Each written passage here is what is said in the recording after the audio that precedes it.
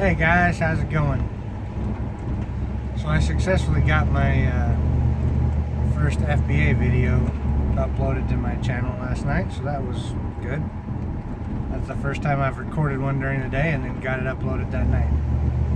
So maybe my setup will work to where I can continue that. I'm actually today headed to another job. I got a drywall job to do this afternoon, but I got to drop off this FBA shipment on the way. And I wasn't actually going to get everything put in last night because I've got a couple things ordered that's going to make things easier. But I just ended up having some time last night. My son and I just knocked it out, get them out of here so they're on the way making money. The other bonus I got is I got a message from Amazon saying, hey, you have this item is out of stock and it sold good and it was the best price. We need more. And it was actually an item that I was able to source for originally $3.48. Last night I got it for $3.03 online and it sells for $13. So if that one continues,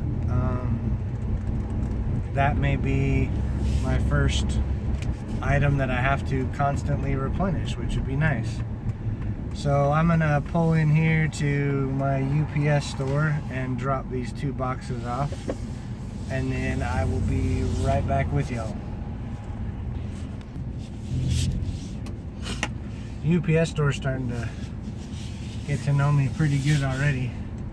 Don't even ask if I need a receipt. I go into the counter and they instantly give me one. So anyway, yeah, so the big thing I wanted to talk about real quick, because I'm probably not going to have any videos about picking anything up today. Oh, I will say one thing. So these dog treats, the rest of them I all shipped in. These ones though, screwed up. Fortunately, it's at a place I can take them back. So what you have to watch for, and you just have to be real diligent on this, is double check that listing. You can get excited and you can get lackadaisical, I guess is a word for it.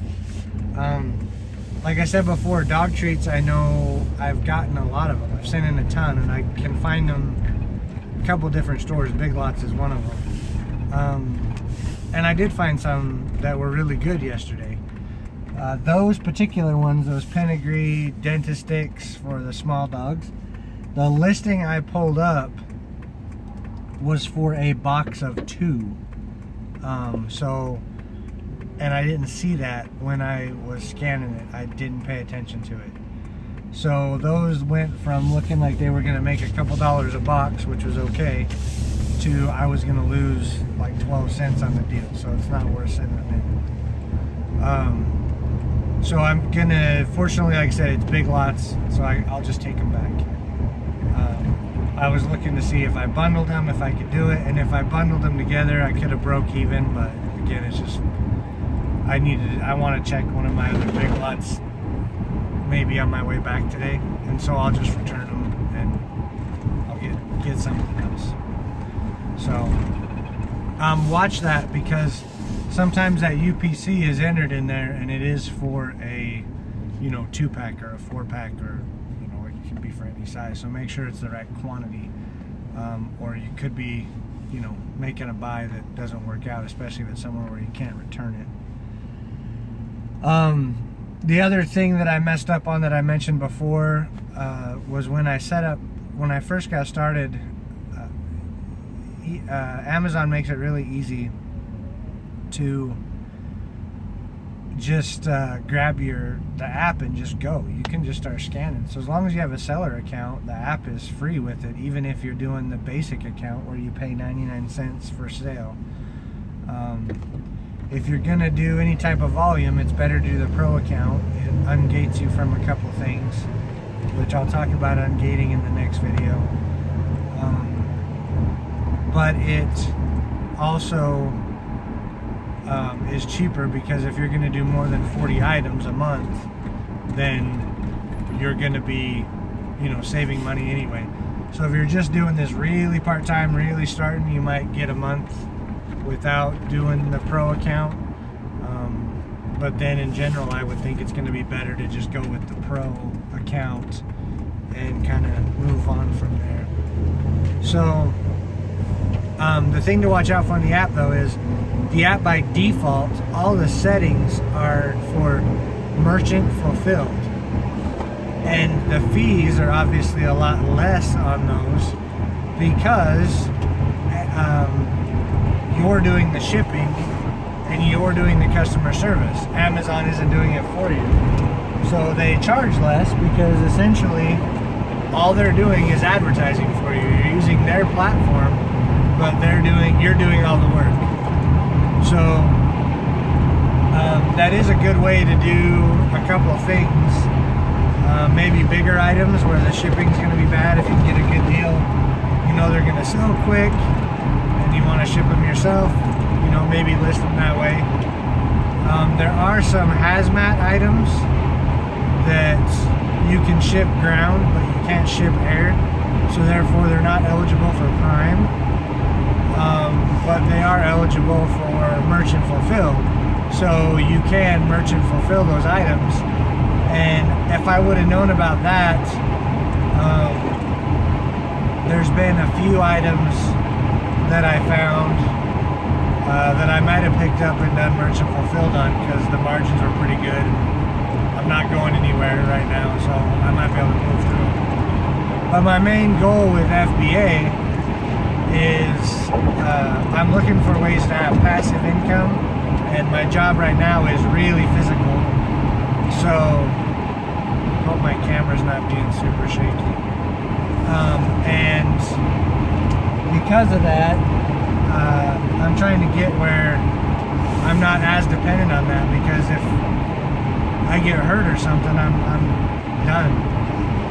So trying to get the passive income going, so to help get some bills paid off, but then also to just make it more flexible in the future. And I'm going to be doing other things in order to get that. I'm working on a couple of websites. I already do some Amazon affiliate marketing and, you know, little things like that. But those, if you're going for growth that's, what do they call it, organic search growth, they don't happen overnight. You can buy traffic and then they start working right away. You see these get-rich-quick guys on YouTube and on other internet sites that say, you know, oh, well, when you start a website, you can have it making, you know, $5,000 a week the next, you know, in a week. I'm not saying it's not possible, but I don't know how much traffic you have to buy to get that to happen. So that's not the route I'm going. I'm working on a couple sites that are just real informative, have good information, have good recommendations. I haven't hired out any of the content, so I'm doing all the content, so that's taken some time. I will hopefully eventually get some collaborators to do some content, but that's kind of where I'm at with that. So I'll continue to do FBA even through that, but the beauty of FBA, and I may have mentioned this in my other video, is last week my wife and son and I, we went to Seattle for a trip, and my son really wanted to go on the Seattle Great Wheel, that big Ferris wheel, and I was just bored. The views from the top were kind of cool, but the rest of it was just boring. A lot of other stuff's cool in Seattle, but I'm not big on a Ferris wheel. So anyway, I pull up my app and I see that, you know, I've got almost $100 in sales for the day, and all these items were shipped and all these items were pending, and, you know, it's showing my you know, my payment. I don't know if I said 100 items, $100 in sales.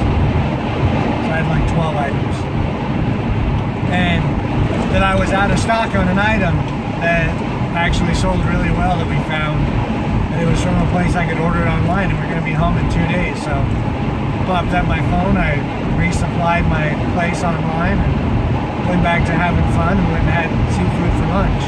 So I was able to just, and that's really all the work I did that whole trip. There was a couple of places that were having clearance deals where I was attempting to source when I was on vacation, but I didn't find anything that was worth backing home on the plane. So, but it just gives you the flexibility because you don't have to do the customer support, you don't have to do the shipping. It's all done for you by Amazon. So you just find the products, supply the products, and then you're done. They sell them, and as long as you make good decisions, you make money. I think all the stuff I did yesterday, I gotta take these back, so I didn't put those in. My buy cost was $217, and after fees and everything, my profits are like $385. So not too bad. I mean, there's people out there doing a lot better, but I'm just starting, so not too bad. Real quick, I'll cut this off before this video gets too long. I don't think I'm gonna make a getting started series because I'm doing this series to kind of take everybody through the process, what I'm doing, and how following what I've learned online and what I've been able to learn online for free. I call myself a YouTube scholar. A lot of things I've wanted to learn, I've learned off of YouTube. FBA has been another one of those things. There's a couple sites I linked in my last video, a couple channels. So shout out to Adam at Homemade Entrepreneur. He has a great series. He does a lot of stuff for passive income online. And then also Lifestyle Warrior Chaz over there. He's got a great series of, I will link the series, and I will make a playlist on my channel with his YouTube videos on getting FBA started for beginners. It tells you the items he recommends. They're all from Amazon, believe it or not. And if you go there, use his affiliate links. I've got my own affiliates. He made that video. Use his affiliate links. Yep. He gives you some tips that they're going to save you some time. A couple things that will save you some time if you start doing this. So use his affiliate links to buy those items. Help support him and him continuing to make that content to teach others. He also recommends some software that will help you out if you go kind of volume-wise first. And then he talks about some of the pitfalls, which if I would have had his video a couple of weeks earlier, I wouldn't have made that mistake where I didn't change the settings for FBA fulfilled, and I wouldn't have lost money or broke even on about 30 items. So I will link his videos. Like I said, I'll make a playlist on my channel as well if you want to go through them that way. To see his YouTube, his series on getting started. So keep it up out there, and we will talk to you guys soon.